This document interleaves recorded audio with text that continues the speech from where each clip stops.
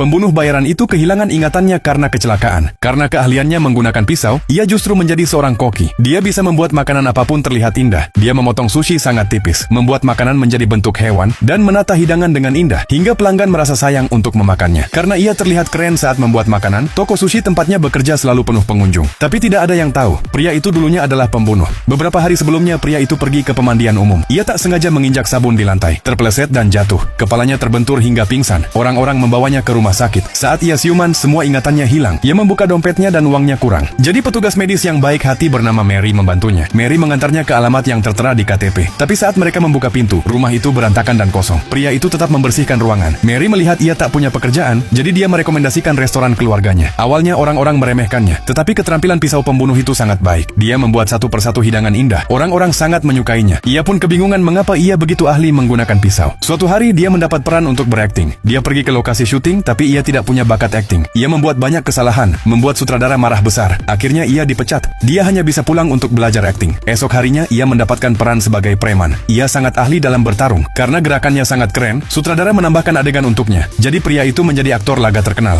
Tayangannya muncul di televisi. Orang-orang sangat menyukai karakternya. Tapi akting bukanlah pekerjaan aslinya sebagai pembunuh. Saat dia terpeleset hari itu, kunci lokernya terbang jauh. Tommy menemukan kunci itu. Tommy adalah pria yang gagal. Sebelum menggantung diri, ia ingin mandi untuk terakhir kalinya. Dia diam-diam menukar kuncinya dengan kunci si pembunuh. Saat membuka loker si pembunuh, di dalamnya ada kunci mobil mewah dan banyak uang. Ia memutuskan untuk menikmati hidup sebelum mati. Tommy memakai setelan rapih dan membayar semua utangnya. Setelah hidup dengan puas, dia pergi ke rumah sakit untuk mengembalikannya. Tapi ia mengetahui pembunuh itu telah hilang ingatan. Tommy segera kabur. Dia menggunakan navigasi mobil untuk menemukan rumah si pembunuh. Itu adalah sebuah mansion. Lemarinya penuh dengan pakaian dan jam tangan mahal. Tommy sangat menyukai rumah itu. Satu-satunya kekurangannya acara TV-nya membosankan. Menayangkan wanita yang melakukan yoga setiap hari. Tapi suatu hari saat Tommy mengambil wine, ia tak sengaja membuka pintu rahasia. Dalam ruangan itu ia menemukan banyak alat aneh. Di dinding terpampang foto wanita yang sama dari acara yoga. Wanita itu adalah target pembunuhan berikutnya. Di tempat lain, sang pembunuh terjebak di mobil karena hujan. Hujan itu membuatnya mengingat kembali identitas aslinya. Jadi dia pulang untuk menangkap Tommy.